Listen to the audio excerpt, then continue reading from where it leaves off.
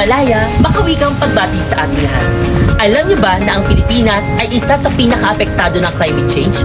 Taon-taon, milyon-milyong mga Pilipino ang nakakaranas ng matitinding bagyo, matitinding pagbaha at matitinding init. Ngunit bakit nga ba natin siya nararanasan? At ano ang maaari natin gawin o solusyon para maiwasan ang climate change? At ngayon, narito ako sa inyong harapan, ako si Ginoong John Armanibo, upang magbigay ng impormasyon o manghikayat kung paano nga ba ang ating gagawin para matigil ang climate change at paano ang magiging solusyon natin upang maiwasan natin ang matitinding init, matitinding pagbaha at matitinding bagyo na ating nararanasan dito sa ating lipunan. Ngayon, samahan niyo ako para isa-isang masayang talakayan patungkol sa climate change.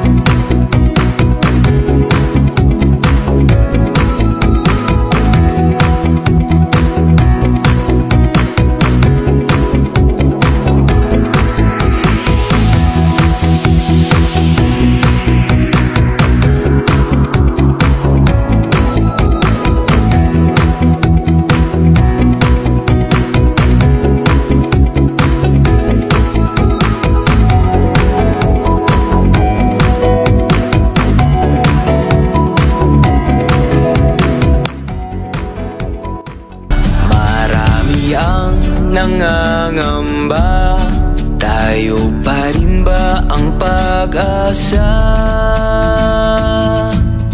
ng mundo nating napapalo ng kaguluhan at sakunan? Ang pagbabago ay dapat na sa sarili nagsisimula. Kapit kamay nating pagtulungan, makamit ang payapang buhay.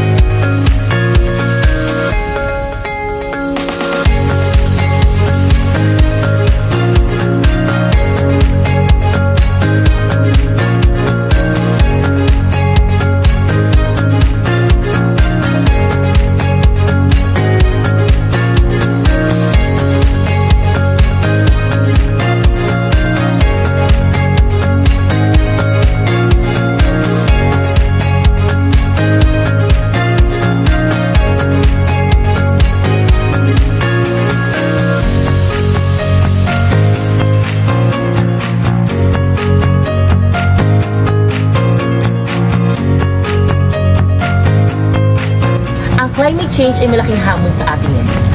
Ngunit kung tayo magkakasama-sama at magtutulungan, ay mapoprotektahan natin ang ating bansa at ang ating lipunan at ang ating mundo. Kaya, huwag pa natin palalain ang ating climate change. Bagkus, communities tayo at baguhin natin ang ating disiplina para sa ating kalikasan.